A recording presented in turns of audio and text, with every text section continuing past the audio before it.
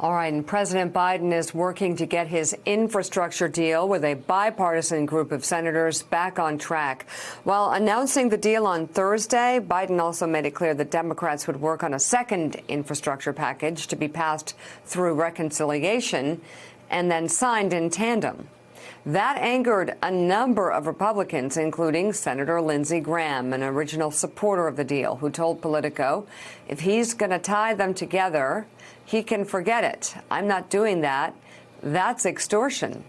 I'm not going to do that. The Dems are being told you can't get your bipartisan work product passed unless you sign on to what the left wants, and I'm not playing that game. Over the weekend, the president clarified his comments in a lengthy statement that read, in part, my comments also created the impression that I was issuing a veto threat on the very plan I had just agreed to, which was certainly not my intent. The bottom line is this. I gave my word to support the infrastructure plan, and that's what I intend to do. That course correction was enough to get some of the original Republican supporters back on board. We were all blindsided by the comments the previous day, which were that somehow these two bills were connected. It was a surprise, to say the least, that those two got linked. And I'm glad they've now been delinked, and it's very clear that we can move forward with a bipartisan bill that's broadly popular.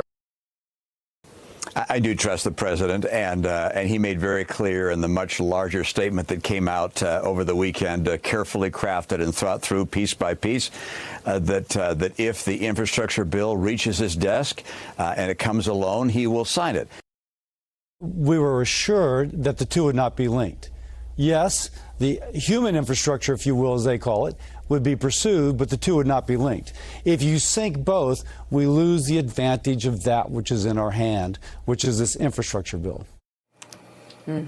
Joining us now, White House correspondent for Politico and co-author of The Playbook, Eugene Daniels. He's also an MSNBC contributor. You know, Eugene, what's so interesting here is that the Democrats have seemed, at least in my mind, to have the upper hand when it comes to bipartisanship, pushing for a bipartisan deal, moving towards a bipartisan deal, getting a bipartisan deal.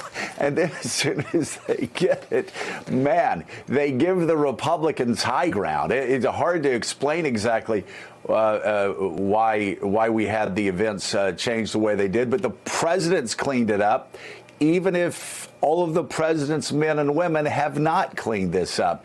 Tell us about the chaos of this past weekend on trying to get to yes. Yeah, because, President Biden himself had to get on the phone and call folks because there was a lot of worry as he kind of did this like implicit veto threat, right? I would only sign both of these. I'm not signing one and not the other. And they wanted them at the same time. So all of this conversation that was happening, along with kind of a timeline that the leadership in Congress, Democratic leadership, kind of laid out, spooked a lot of Republicans. And you had Lindsey Graham obviously speak to Playbook and kind of say that they would be, that they would be getting played basically if Republicans went along with it. And so President Biden has cleaned that up quite a bit, it seems.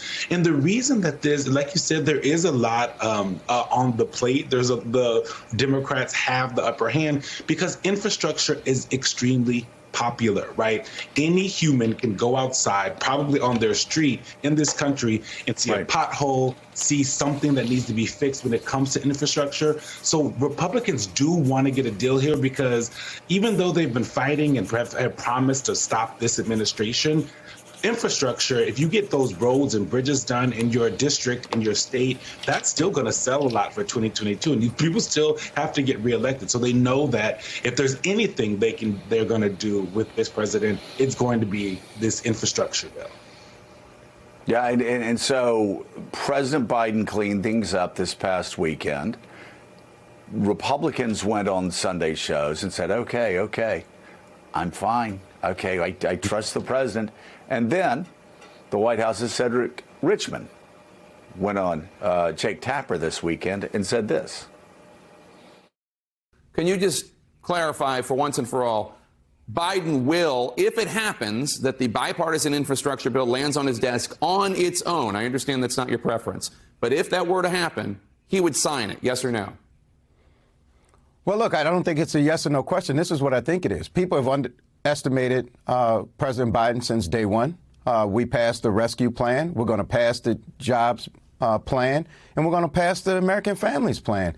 And so we keep meeting the challenges that we face, and we keep leading with strategy and making decisions based on the people. And we expect to have both bills in front of us to sign. And I expect that President Biden will sign the infrastructure bill. He will sign the Families Plan.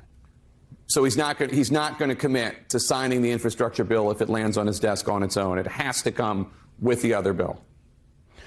No, I think that the important point here is to focus on the statement yesterday where the president's words speak for themselves. I speak for the president, but I don't put words in his mouth. And where he has a clear statement, I let that do the speaking. You see, sometimes it is a yes or no answer. And I've got to say, Jonathan Lemire, this weekend at the White House, more unforced errors than Gleyber Torres at shortstop. And that's a lot. Yeah, well, that answer really cleared things up there from Cedric Richmond. Joe, good Yankees reference. I hope we'll talk more about them later. In terms of this, I mean, what happened at the White House this week is that President Biden said the quiet part out loud. These two deals were always going to be done in tandem. They're pursuing them in tandem. That's not a secret. The Republicans involved knew that, too. The hard infrastructure would be pursued in a bipartisan fashion, and then the more human infrastructure would be done by a much larger package, would be done by reconciliation. Democrats only. And there was always a sense, and House Speaker Pelosi said this just days ago, that she was going to bring the bills for votes at the same time. Therefore, there would be linked. But, of course, there is a difference from some posturing from the House Speaker or the Senate Majority Leader as opposed to the President of the United States actually giving an explicit veto threat. And when he did that over the weekend, when he went a little too far, and I've talked to aides since then. He was in his remarks. He talked about the bills being pursued in tandem. Again, Republicans okay with that. They could sign off on the hard stuff, infrastructure stuff, and not be part of the other piece of this. But once he explicitly linked them and threatened the veto, their calculus had to change. There's already some reluctance among Republicans to give the president a victory like this, a bipartisan win, and this was a bridge too far. Hence, the furious walkback in that statement this weekend, though still some mixed messaging from the White House administration officials in the days that followed. We'll hear from the president. He's traveling this week on this. He's going to Wisconsin. He has now given his word that he will support this bill, but now he has to keep some progressives in line. He has to keep some Democrats happy with this tandem of bills, and they need to make sure they can get that larger reconciliation bill passed, though it may not be anywhere near as large of a number as the White House originally wanted because of concerns from moderate Democrats about the spending. Well, that's the point. They still have negotiations ongoing. They need to talk to Joe Manchin, Kyrsten Sinema, and a few other Democrats. That other bill is not ready to sign right now anyway. There's going to be more negotiations.